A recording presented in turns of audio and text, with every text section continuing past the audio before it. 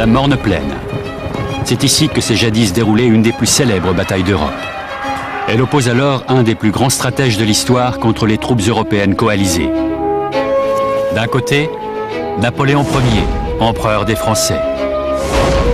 Face à Napoléon, les Alliés formés de troupes britanniques, néerlandaises et prussiennes sous le commandement du duc de Wellington.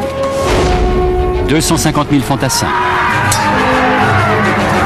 100 000 cavaliers, 900 canons. Le 18 juin 1815, ces hommes en armes s'affrontent pour déterminer le sort de l'Europe, sur un champ de bataille près du village de Waterloo.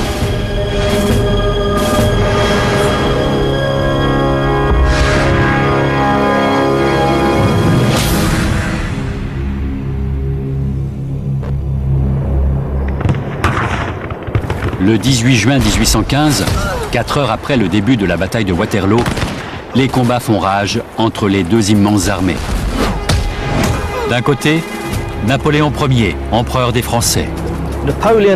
Napoléon était un des plus grands stratèges militaires de l'histoire. Face à lui, l'armée des Alliés sous le commandement du duc de Wellington. Wellington s'imposait naturellement pour commander les forces alliées opposées à Napoléon. Enjeu de la bataille, l'Europe. À 16 heures, 12 000 cavaliers français fondent sur les lignes britanniques. C'est une des charges de cavalerie les plus massives de l'histoire. Formez des carrés! Formez des carrés! Les Alliés forment rapidement des carrés typiques de l'infanterie britannique. Les carrés sont défendus par des rangées et des rangées de baïonnettes. Ces carrés peuvent-ils résister à une charge aussi massive?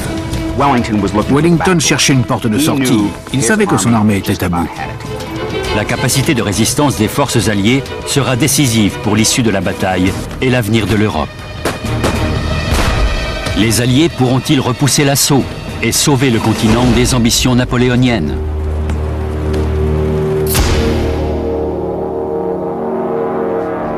Dix ans auparavant, en 1805, Napoléon commence à constituer l'Empire de France.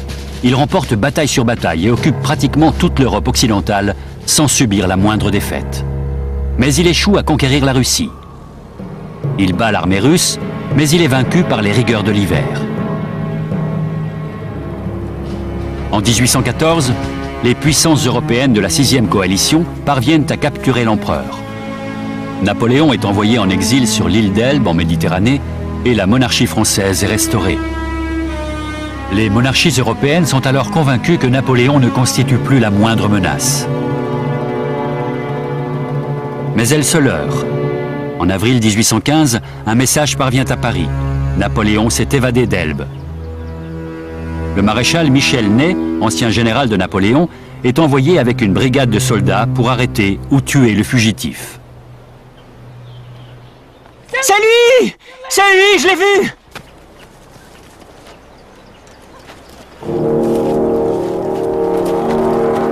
Après avoir accosté en Provence, Napoléon marche sur Paris pour reconquérir ce qu'il a perdu. Soldats! Visez! Napoléon est accompagné d'un groupe d'officiers loyaux qu'il avait rejoint volontairement en exil. Ney, mon ami, est-ce que tu tirerais sur moi? Napoléon Bonaparte. Par ordre du roi Louis XVIII, je demande... Soldats de l'Empire, vous voulez tirer sur votre empereur? Faites-le maintenant.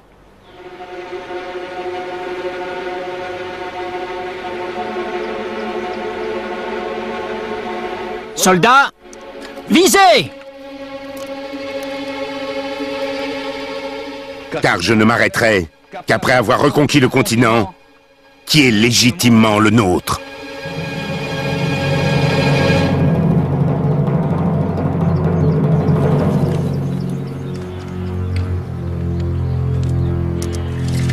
Soldats, suivez votre empereur! Vive l'empereur! Vive l'empereur! Vive l'empereur! En avant! Les soldats envoyés pour arrêter Napoléon se joignent à leur ancien empereur.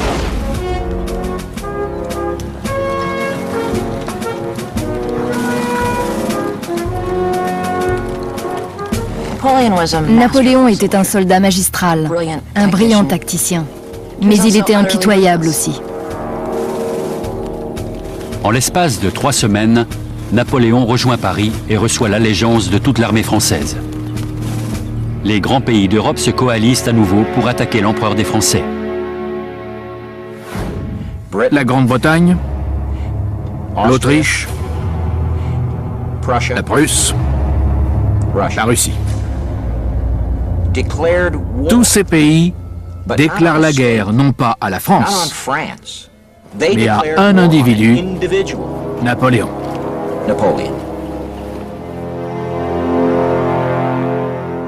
L'Anglais Arthur Wellesley, récemment élevé au rang de duc de Wellington, arrive à Bruxelles pour prendre le commandement de l'armée des Alliés constituée en toute hâte pour faire tomber Napoléon. Wellington est un commandant que tout oppose à Napoléon. Wellington était un autocrate, un aristocrate, pas du tout un soldat chaleureux et bon vivant. Il n'appréciait guère les soldats qu'il commandait. Il les surnommait la racaille. Wellington considère aussi ses hommes comme de piètres soldats. Notre armée est très faible. Elle est sous-équipée. L'état-major est faible aussi. Mais c'était un grand tacticien aussi, et il était soucieux de ses hommes, ce qui lui valait leur respect. Napoléon, au contraire, voue un grand respect à ses soldats, qui lui sont très loyaux. Un Français touché à mort trouvait la force de crier « Vive l'empereur !» quand il passait.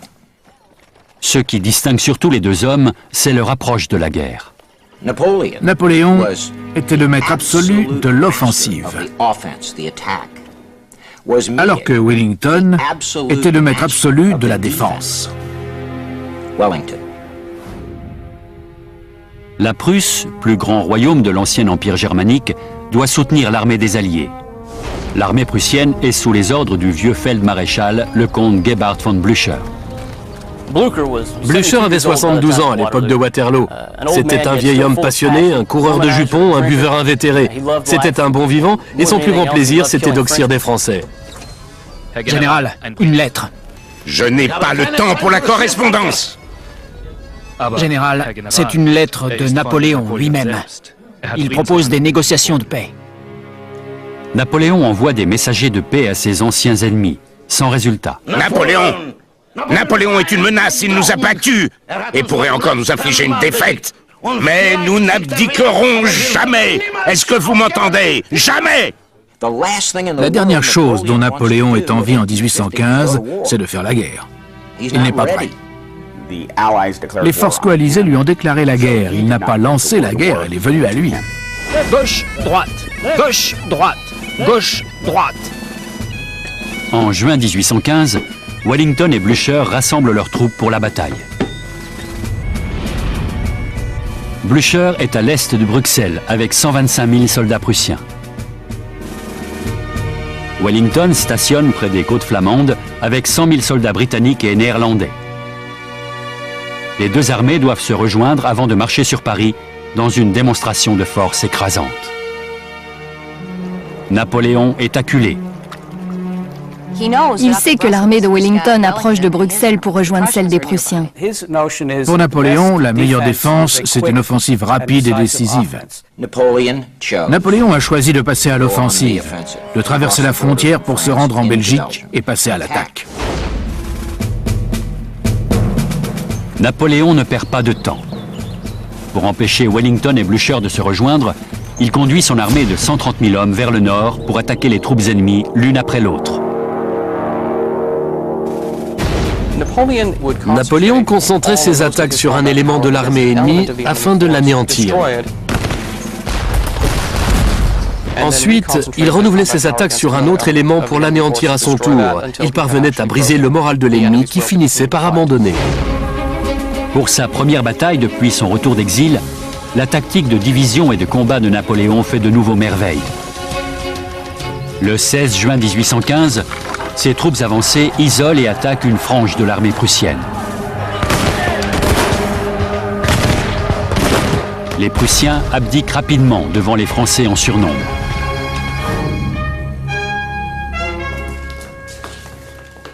Mon général, nous avons battu les Prussiens, ils battent en retraite. Bien, parfait. Maintenant, nous allons nous occuper des Anglais. Les Prussiens ayant battu en retraite, Napoléon pense avoir fait la moitié du travail. Il ordonne à un tiers de son armée de prendre les Prussiens en chasse.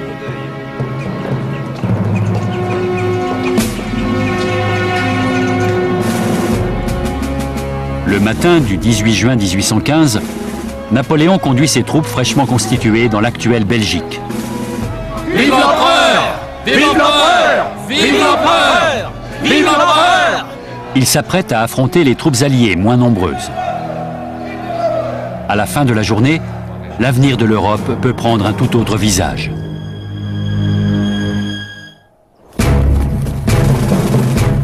L'armée de Napoléon marche sur Bruxelles. Elle attaque l'armée prussienne commandée par Blücher et la contraint à battre en retraite. À présent, Napoléon marche sur les troupes alliées commandées par le duc de Wellington.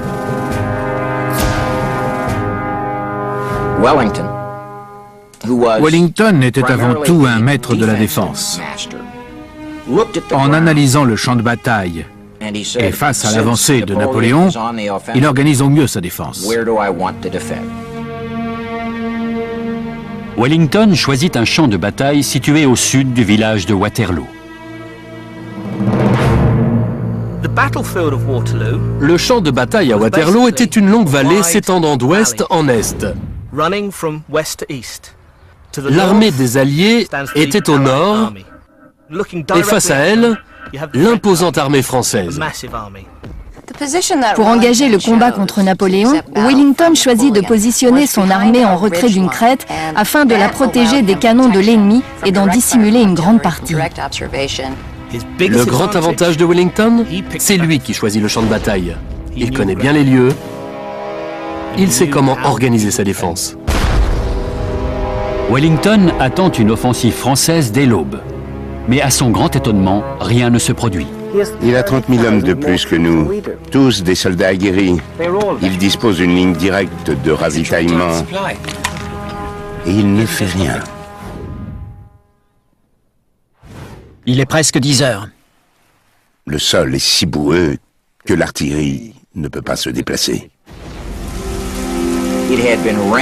Plusieurs jours durant, il avait plu, ce qui limitait la mobilité de la cavalerie et la capacité des chevaux à tirer les canons en position. Ce champ de bataille favorisait la défense. En un mot, Napoléon avait un problème. Si Napoléon attend que le sol sèche, son armée sera plus efficace. Mais cela donne aussi le temps aux Prussiens de revenir et de prendre l'armée française à revers. Peut-être devriez-vous donner l'ordre d'attaquer. Je donnerai l'ordre quand je jugerai que c'est le bon moment. D'après certains spécialistes, le sol détrempé de la morne plaine n'est pas la cause de la décision tardive d'engager le combat.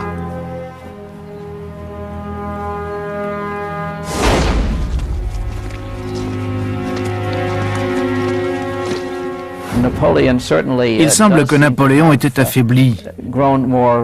Il faisait preuve d'une certaine léthargie. Il n'avait pas combattu depuis quelque temps. Certains disent qu'il avait perdu de sa poigne. Mais un autre élément pourrait expliquer les hésitations de l'empereur, la maladie. Il avait des problèmes pituitaires. Il souffrait d'hémorroïdes, de maux d'estomac mal diagnostiqués. Il vomissait toute la nuit. Il ne devait pas dormir beaucoup. La mauvaise santé de Napoléon a été gardée secrète durant près d'un siècle après la bataille de Waterloo. Après la découverte de certains documents, il semble que ce matin-là, Napoléon aurait été mieux avisé de se faire ausculter plutôt que de se battre pour retrouver son empire. Pour vous faire une idée de l'état de Napoléon au matin de la bataille de Waterloo, imaginez que vous ayez pris une boîte entière de laxatifs, que vous ayez fait 30 km à cheval, que vous soyez resté éveillé toute la nuit et que le matin venu, vous devez diriger une bataille. Dans quel état êtes-vous ? Napoléon refusant d'ordonner l'offensive, et le soleil étant déjà haut dans le ciel, le maréchal Ney prend l'initiative de donner des ordres à l'insu de l'empereur. Il lance un assaut sur la ferme fortifiée d'Hougoumont. La ligne de défense de Wellington se trouve sur le plateau du Mont-Saint-Jean. Devant elle, en contrebas, 2 bâtiments fortifiés, Hougoumont et la Haie-Sainte. Ces 2 fermes sont les éléments clés de la stratégie de défense de Wellington. Les soldats et les tireurs d'élite stationnés dans ces places fortes doivent empêcher l'armée française de progresser à terrain ouvert. Pour Wellington, ces places fortes étaient des sortes de brise-lames. Pour pouvoir attaquer, les troupes françaises devaient d'abord conquérir Hougoumont et la Haie-Sainte. L'importance stratégique de ces 2 corps de ferme, c'est qu'ils empêchaient l'armée française d'avancer à terrain ouvert. Ils contraignaient les troupes françaises à se diviser en 2 rangs serrés, formant ainsi des cibles plus faciles pour les canons. Sous les ordres du maréchal Ney, 4 régiments d'infanterie marchent vers Hougoumont. S'ils prennent cette place forte, le flanc gauche des Britanniques sera sans défense et vulnérable à une attaque.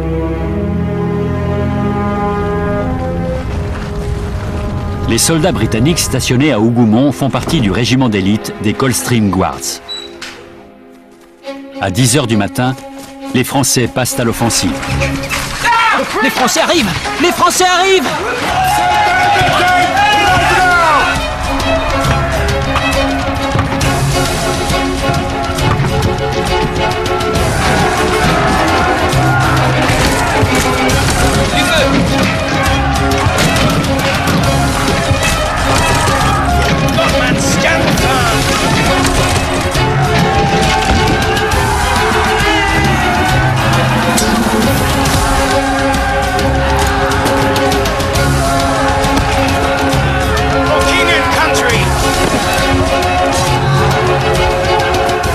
À Hougoumont, les combats font rage. À 11 h 30, les Britanniques parviennent à repousser les Français et se préparent à subir un siège. À Waterloo, les premiers tirs retentissent. C'est le début de la bataille. En dépit du succès des Alliés à Hougoumont, Wellington sait que sans l'arrivée des Prussiens, il a peu de chances de remporter la victoire. Sommes-nous sûrs que les Prussiens vont arriver? Aussi certain qu'on peut l'être de toute chose, c'est-à-dire aucunement. Peut-être les Français les ont-ils battus hier et qu'ils ne sont pas pressés de retourner au combat. Napoléon reprend les choses en main. Les Alliés vont goûter à son arme la plus redoutable. Le sang va couler abondamment sur les champs de Waterloo.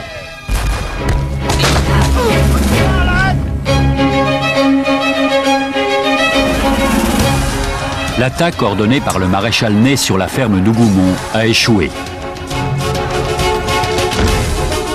Mais cet assaut signe le début des hostilités.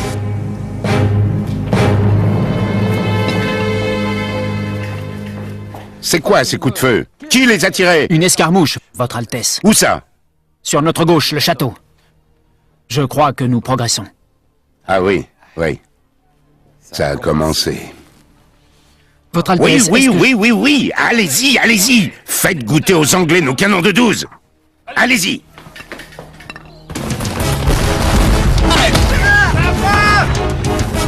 Tenez vos lignes, les gars! À midi, l'artillerie française ouvre le feu contre les lignes alliées. Tenez vos lignes, les gars! 80 canons envoient des obus de 12 livres sur les lignes anglaises. Wellington refuse de faire riposter ses canons. Il préfère bombarder l'infanterie et la cavalerie française quand elles approcheront de ces lignes. Les ricochets des boulets contribuaient au vacarme des batailles. Au 3e rebond, leurs effets étaient encore dévastateurs. Ils pouvaient briser une jambe ou une cheville.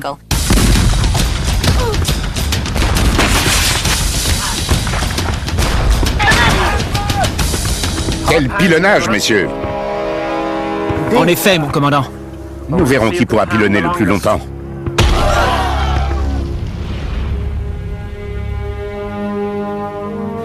À 20 km du champ de bataille, après sa défaite de la veille, le maréchal Blücher rassemble son armée. Mais au lieu de battre en retraite, il prend la direction du nord. Il faut absolument que l'on rejoigne le duc de Wellington. Général, nous ne savons même pas où il est.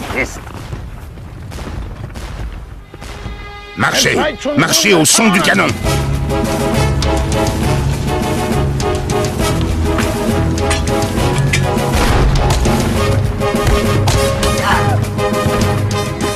Quelques 500 soldats alliés sont tués par les boulets français. Vers 13 h, Napoléon ordonne de cesser le feu. Après avoir ébranlé les troupes alliées, Napoléon examine la situation et décide que la meilleure tactique, c'est d'attaquer les troupes stationnées sur la crête. Attaque directe au centre. C'est la clé de la victoire. Marche! La stratégie qui consiste à marcher droit devant sur l'ennemi peut sembler incongrue de nos jours. Mais les armes à feu de l'époque obligent les soldats à tirer de tout près. L'arme la plus utilisée à Waterloo est le mousquet. Un fantassin qui vise un ennemi à 100 mètres a une chance sur 30 de le toucher. Si sa cible est à 50 mètres, ses chances augmentent à 1 sur 3.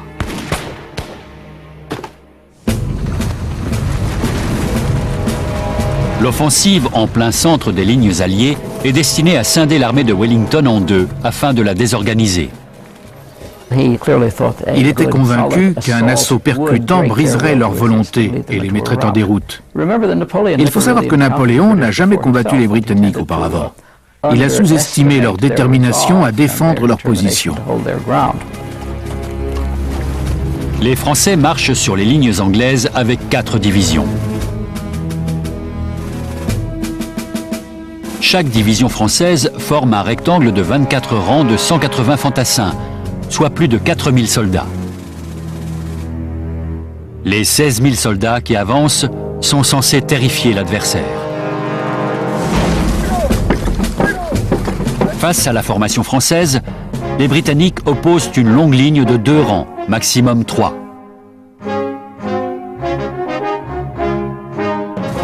La formation en ligne donne un avantage sur la formation française. Tous les fantassins peuvent tirer en même temps. Dans le rectangle français, seuls les soldats des 2 premiers rangs peuvent tirer sur l'ennemi. Dans une ligne, tous les fantassins peuvent tirer. La puissance de feu est bien supérieure.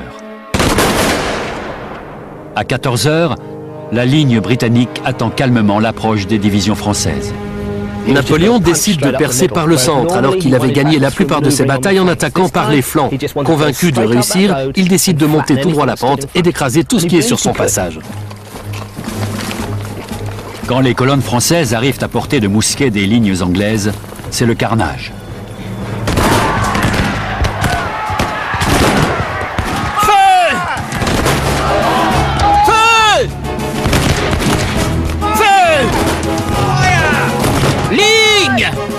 La ligne britannique, avec sa puissance de feu supérieure, stoppe net l'avancée des colonnes françaises.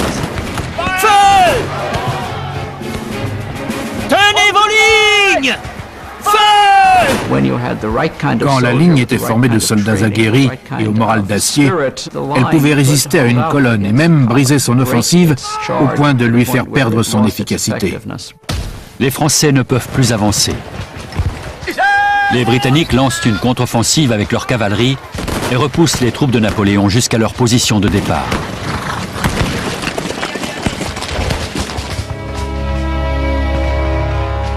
Eh bien, commandant, nous avons porté un sérieux coup à Napoléon. Vous parlez comme si la bataille était terminée, Uxbridge. Pour ma part, je vois 2 brigades de cavalerie anéanties et des milliers de morts. Et nos lignes n'ont pas bougé depuis ce matin.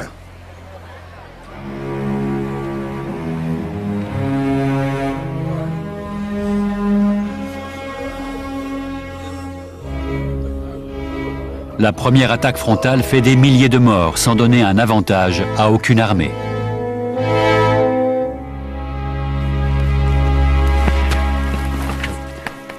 Où sommes-nous? L'infanterie? Ils sont de retour. De retour? Pourquoi? Pourquoi de retour? Pourquoi? Le centre est la clé, né. Wellington est prêt à craquer et nous, on n'est même pas capable de maintenir le centre. Cette ferme est à nous? Napoléon réalise qu'il ne pourra pas contrôler le champ de bataille sans conquérir la Haie Sainte. Non, Votre Altesse. Mais alors prenez-la! À n'importe quel prix! Je ne veux pas vous revoir avant que le centre soit entre nos mains!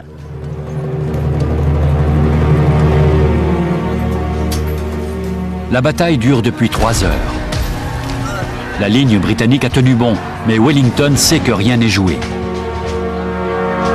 Les positions n'ont pas bougé d'un pouce. Le champ est jonché de milliers de cadavres. Mais le cours de la bataille est sur le point de tourner. Les Français! Les Français!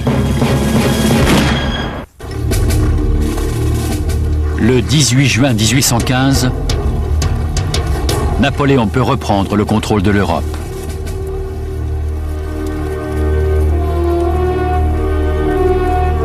Sa stratégie consiste à contrôler le centre du champ de bataille en attaquant les positions alliées à la Haie Sainte.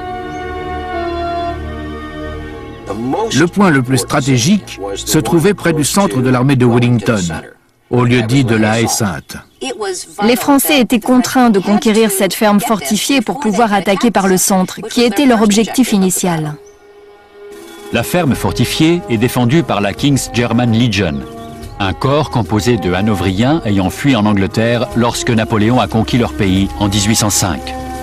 Ils sont déterminés à battre les Français afin de pouvoir retourner dans leur pays. La conquête de la place est déterminante pour contrôler le centre crucial du champ de bataille. À 15 heures, Napoléon ordonne à des régiments comptant 2000 soldats d'infanterie de s'emparer de la ferme à n'importe quel prix. Face aux Français, 450 fusiliers. Ces hommes en sous-nombre ont toutefois un immense avantage. Ils disposent de carabines Baker et non de mousquets. Leur canon à lame rainurée permet de tirer beaucoup plus loin et avec une bien plus grande précision.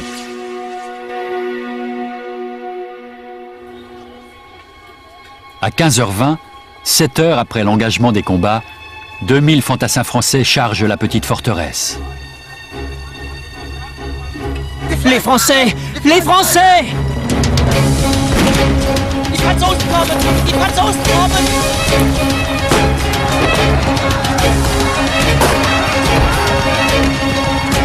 Marche schnell! Attaquez! Attaquez! Allez-y! Allez-y!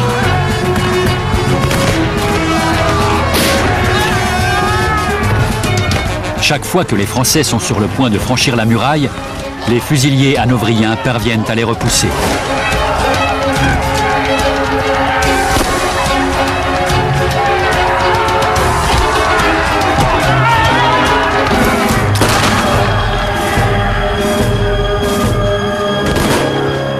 Vers 16 heures, les Français sonnent la retraite. Napoléon a perdu 400 soldats. La King's German Legion a également subi de lourdes pertes. Mais elle tient toujours la ferme fortifiée. Il faut beaucoup plus d'hommes pour prendre une position bien fortifiée que pour la défendre. Les Alliés tenaient leur position jusqu'à l'arrivée des renforts. Et si ces derniers ne venaient pas, ils mouraient sur place. Pendant l'assaut de la ferme, l'artillerie française pilonne les lignes ennemies. Les boulets font un tel carnage que Wellington ordonne à ses hommes de se mettre à l'abri sur la contrepente du plateau, en retrait de la crête. Ney pense que les Alliés battent en retraite. Or, ils se sont juste positionnés à l'abri derrière la crête. Ney est convaincu de tenir la victoire. Il pensait anéantir les Alliés en déroute. Quand une armée battait en retraite, l'habitude voulait qu'on lance la cavalerie à ses trousses. Aux alentours de 16 heures, le maréchal Ney ordonne le rassemblement de la cavalerie. Dans une incroyable démonstration de force, 12 000 cavaliers français chargent les positions britanniques.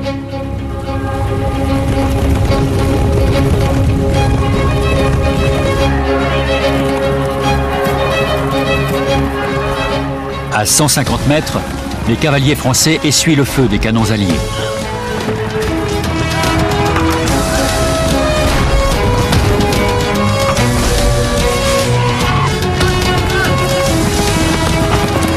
L'infanterie britannique affronte la plus grande charge de cavalerie de son histoire. Mais son système de défense est éprouvé.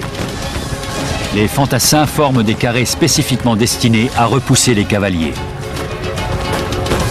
Les carrés sont toutefois soumis à très rude épreuve.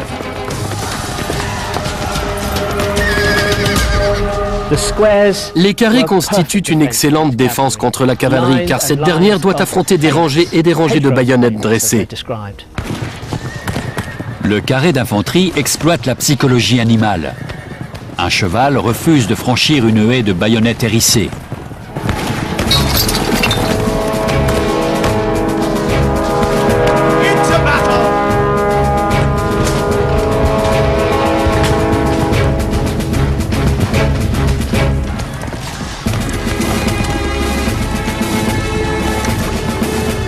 La cavalerie étant incapable de percer les carrés, le maréchal Ney ordonne son repli.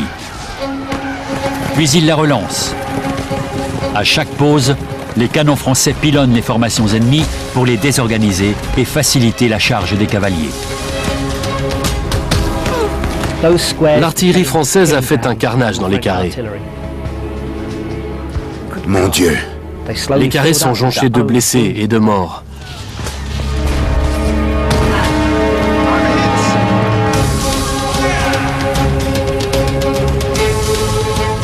Au fil des assauts français, les carrés alliés vacillent, mais ils tiennent bon.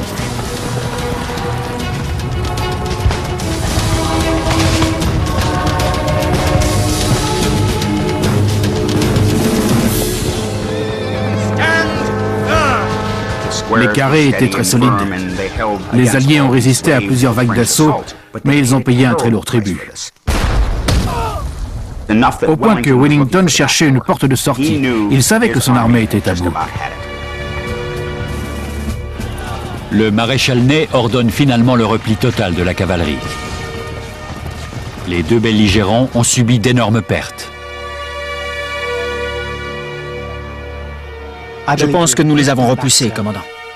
Non, Oxbridge, nous sommes au point de rupture. Nous ne résisterons pas à une nouvelle charge. Seule l'arrivée de la nuit ou des Prussiens pourra nous sauver.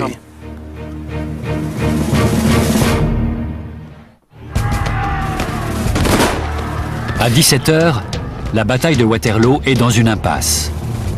La charge massive de la cavalerie française ordonnée par le maréchal Ney a fait beaucoup de victimes dans les deux camps. Pour Napoléon, l'ordre donné par Ney est une erreur qui a failli précipiter la défaite. Wellington est prêt à craquer, Votre Excellence. Plus qu'une seule attaque pour l'achever. Une seule attaque avec quoi? Vous avez détruit ma cavalerie, vous avez détruit mon armée!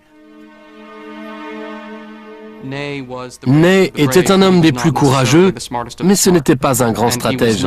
Il n'avait pas le profil pour commander une opération d'une telle envergure. C'était un homme d'un grand courage. Il était très doué au plan tactique, mais pas du tout d'un point de vue stratégique. En dépit de ce revers, Napoléon est toujours convaincu de pouvoir remporter la victoire. Au cours de certaines batailles où il avait frôlé la défaite, il avait réussi à arracher in extremis la victoire. Napoléon continue de croire que pour gagner, il doit contrôler le centre du champ de bataille. Il ordonne un nouvel assaut sur la haie Sainte. Aux alentours de 18h15, les Français marchent sur la petite forteresse. Au début de la bataille, les fusiliers alliés avaient repoussé les fantassins français. À présent, ils ont un sérieux problème. Ils sont bientôt à court de munitions. Wellington avait conscience de l'importance de la forteresse. Mais la place était trop avancée, ses hommes ne pouvaient pas apporter des munitions aux fusiliers. Si la haie Sainte était tombée 2 ou 3 heures auparavant, Wellington aurait sonné la retraite de ses troupes. En quelques minutes, la ferme est prise d'assaut par 2000 fantassins français. La King's German Legion est rapidement submergée. Ils se sont battus jusqu'à leur dernière cartouche. Puis ils ont abandonné leur position et se sont battus pour regagner les lignes de leur armée positionnée sur la crête. Sur les 400 fusiliers, seuls 42 sont revenus indemnes.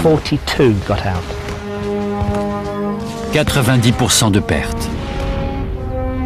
Mais ces braves hanovriens ont tenu le centre durant la plus grande partie de la journée, empêchant les soldats de Napoléon d'attaquer le gros des troupes de Wellington. À présent, ce sont les Français qui contrôlent le centre. Nous avons perdu la ferme, Uxbridge. Ils vont nous attaquer. Envoyez des cavaliers dire à Blücher que la bataille est perdue, s'ils n'arrivent pas immédiatement.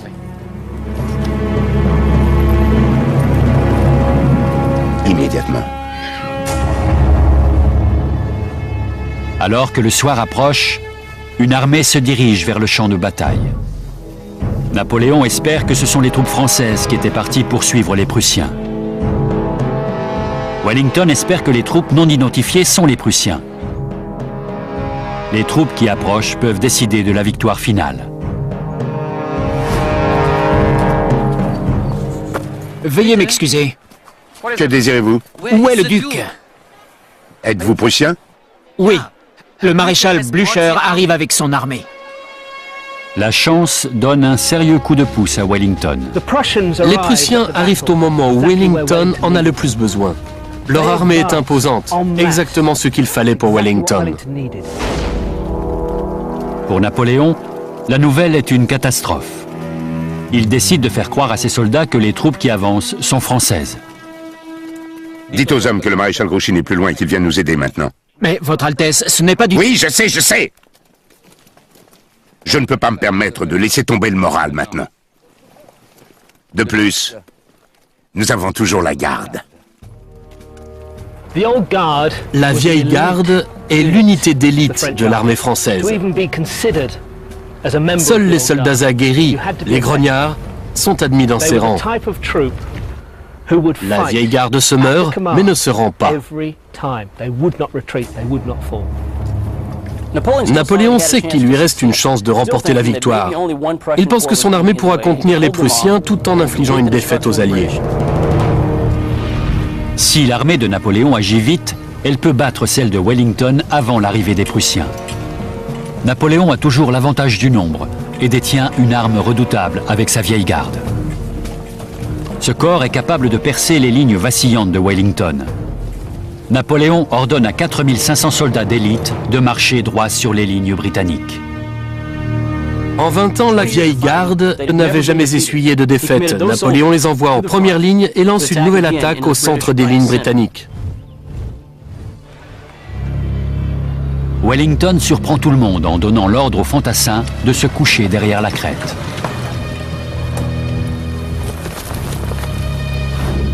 Les Britanniques chargent leurs canons de munitions spéciales. Il s'agit d'étuis remplis de billes utilisées pour tirer sur des troupes à faible distance, un peu comme une grosse cartouche de chasse. La vieille garde progresse sous le feu nourri de l'artillerie britannique. Feu!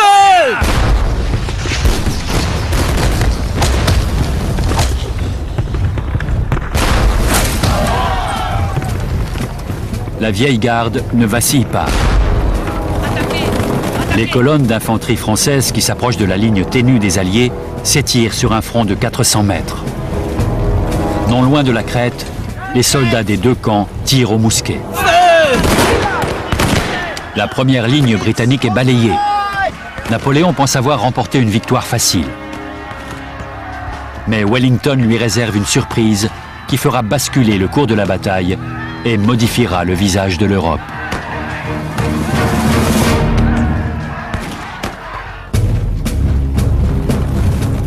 Napoléon a ordonné à ses grognards, ses soldats d'élite, de prendre la crête tenue par les Alliés. Mais Wellington a caché le plus gros de ses troupes derrière la crête. La bataille de Waterloo atteint son paroxysme.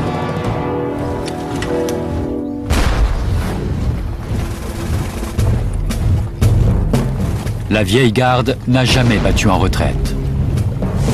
Elle n'a jamais subi de défaite.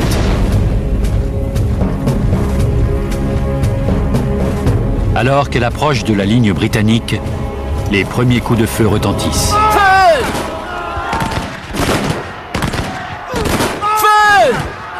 L'unité d'élite écrase la première ligne britannique.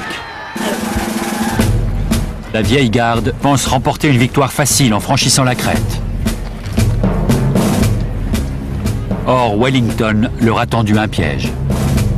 Maintenant, Maitland.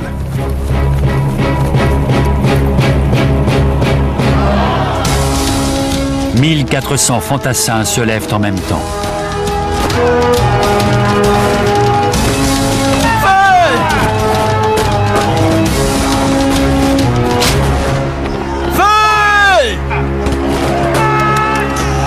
La surprise est dévastatrice.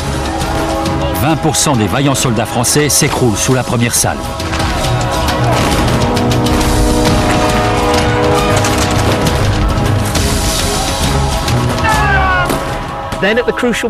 Au moment crucial, Wellington agite son chapeau pour donner l'ordre à toute son armée de marcher baïonnette en avant.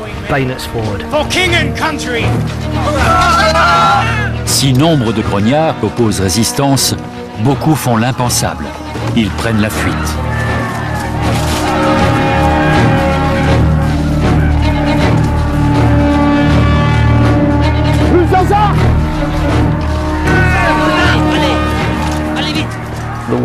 À travers les rangs de l'armée française, on murmure que les grognards battent en retraite.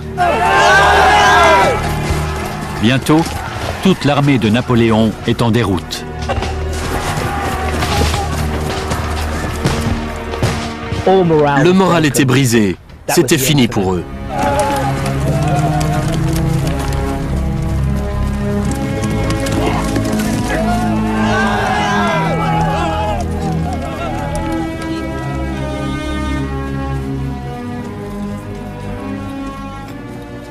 Votre Excellence! Votre Excellence! Donnez l'ordre à l'artillerie d'ouvrir le feu! Mais enfin, mon général! Donnez l'ordre! Donnez l'ordre! Pour couvrir sa fuite, Napoléon ordonne à ses canons de faire feu sur l'ennemi. Mais ce faisant, il coupe aussi la retraite à ses troupes. Une décision choquante de la part d'un homme auquel toute l'armée est dévouée. Le dernier acte de ce grand stratège est cruel. Où allons-nous, Votre Excellence? À Paris. Et puis, seul Dieu le sait.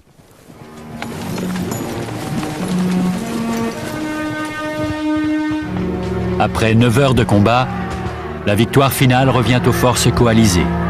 Mais à quel coût ?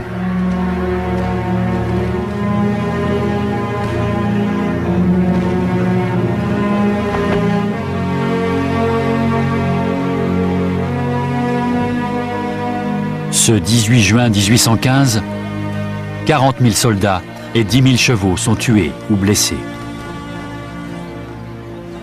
L'Empire est définitivement perdu.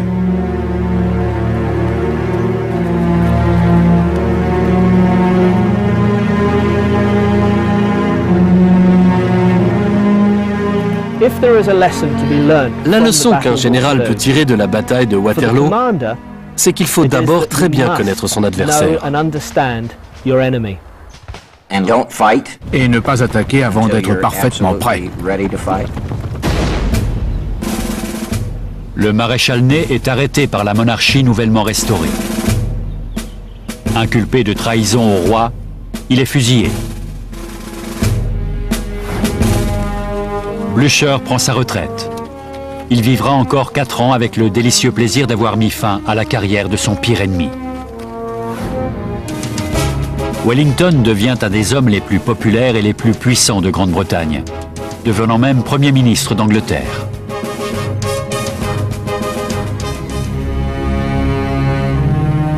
Napoléon se rend aux mains des autorités britanniques. Il demande à pouvoir vivre en homme libre en Grande-Bretagne.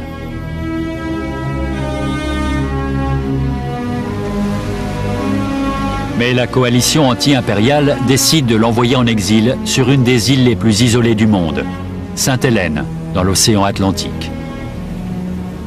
Autrefois maître incontesté du plus grand empire au monde, Napoléon passe les dernières années de sa vie dans un grand isolement, sur un rocher désolé au milieu de nulle part.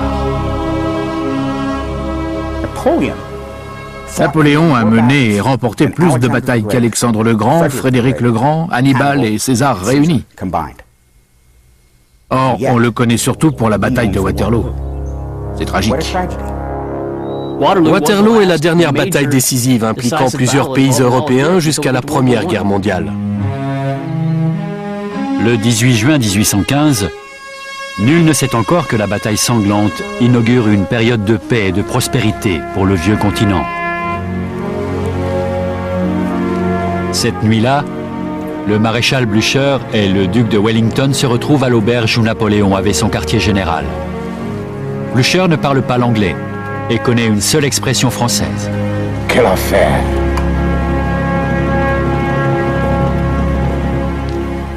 Le 18 juin 1815, l'avenir de tout un continent bascule.